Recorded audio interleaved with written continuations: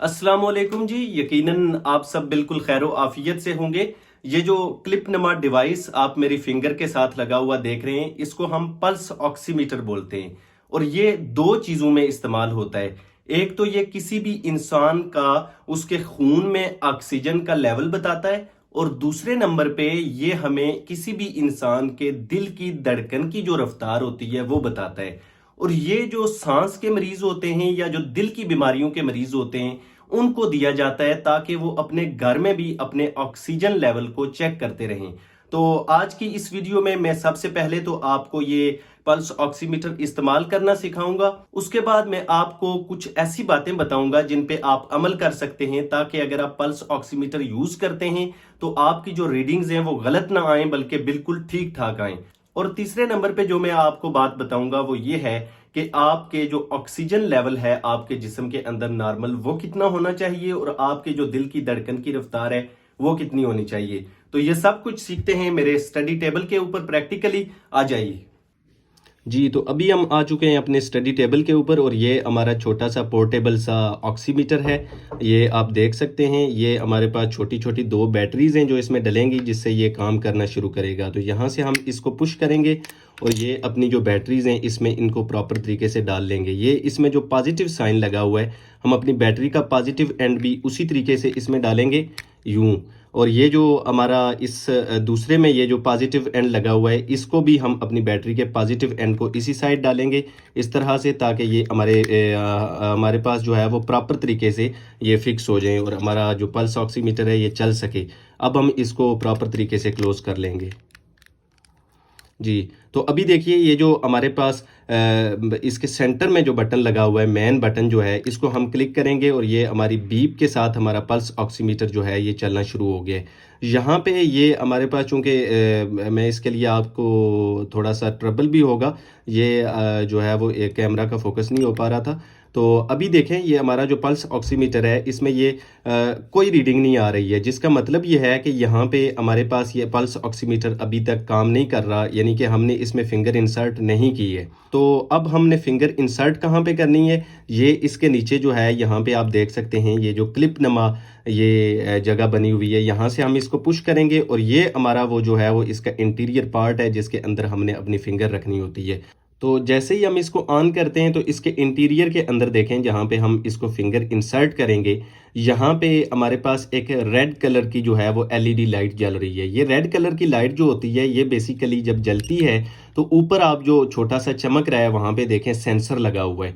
ये बेसिकली जो लाइट होती है ये ऊपर जा रही होती है, और जो है वो उस सेंसर ने इस लाइट को सेंस करना होता है।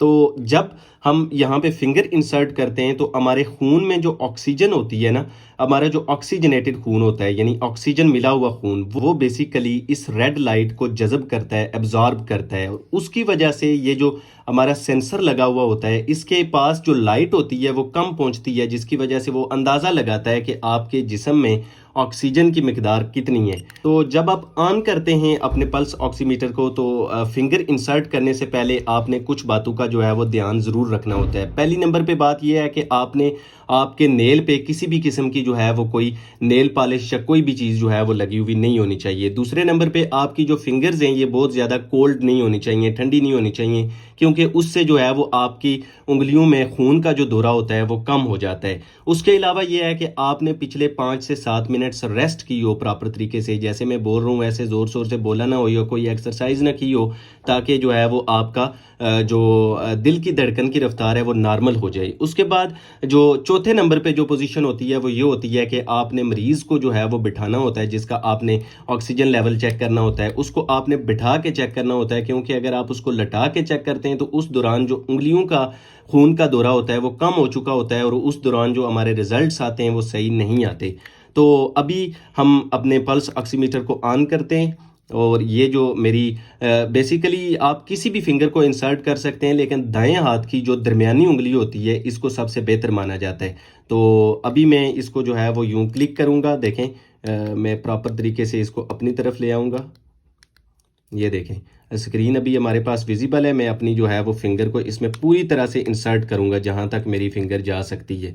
अब ये ऊपर से जो है वो बार चलना शुरू हो गया है, जिसका मतलब है कि मेरी जो है वो रीडिंग स्टार्ट हो गई है। अब यहाँ पे देखें, जो मेन चीज़ जो मैंने आपको समझानी थी वो ये थी कि यहाँ पे सबसे पहले नंबर पे आपके पास जो है वो SpO2 लिखा आ रहा है, जिसका मतलब ये होता है कि percentage saturation of peripheral oxygen, यानी कि आपके खून में जो ऑक्सीजन की मिकदार है वो कितनी है।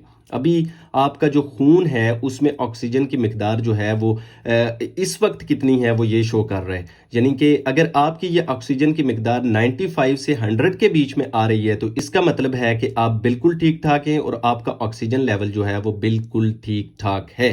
अगर आपकी ये ऑक्सीजन की जो मिकदार है ये 95 से जो है वो कम आती है, यानी 90 से 94 के बीच में आती है, 90 से 94 के बीच में, तो इसका मतलब है कि आपका जो ऑक्सीजन का लेवल है ये कम हो चुका है। उसके बाद अगर ये जो मेन चीज़ है वो 90 से कम आती है तो इसका मतलब ये है कि आपका जो ऑक्सीजन लेवल है वो बहुत ज़्यादा हद तक गिर चुका है और उस वक्त उस मरीज़ को या उस पेशेंट को या उस बंदे को ये ज़रूरत होती है कि वो किसी भी हॉस्पिटल में जाए और उसको जो है वो सप्लीमेंटल ऑक्सीजन दी जाए, यानी उसको वेंटिलेटर पे रखा जाए या फिर उसको जो है वो गैस सिलेंडर के ज़रिए से ऑक्सीजन प्रोवाइड की जाए।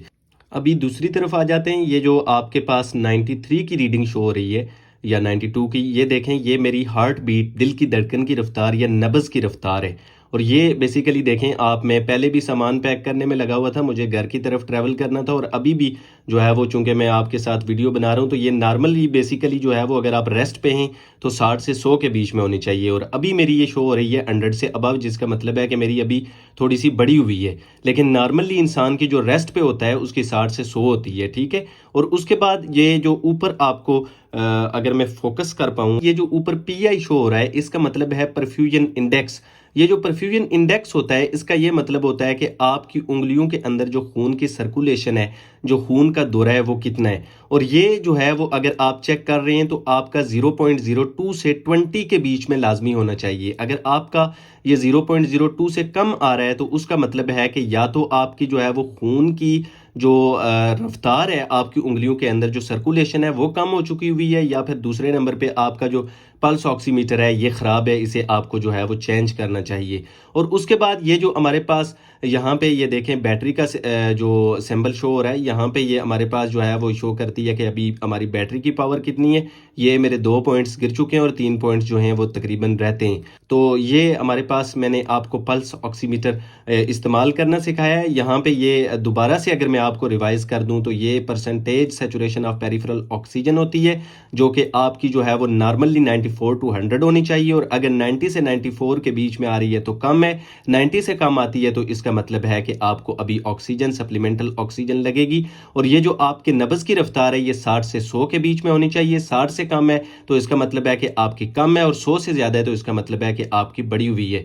परफ्यूजन इंडेक्स आपका 0.02 से लेके आपका 20 तक होना चाहिए। तो इस तरह ये जो बेसिकली आज मेरा थोड़ा रूटीन से हट के ये वीडियो थी, इसमें मैंने आपको कुछ टेक्निकल चीज़ें सिखाई हैं। उम्मीद है कि आपको ये मेरी वीडियो जो है वो पसंद आई होगी। मुझे अपनी दुआओं में ज़रूर याद रखिएगा। मिलते हैं एक नई वीडियो के साथ, तब तक के लिए 99 and 103 के साथ अल्लाह हाफिज़।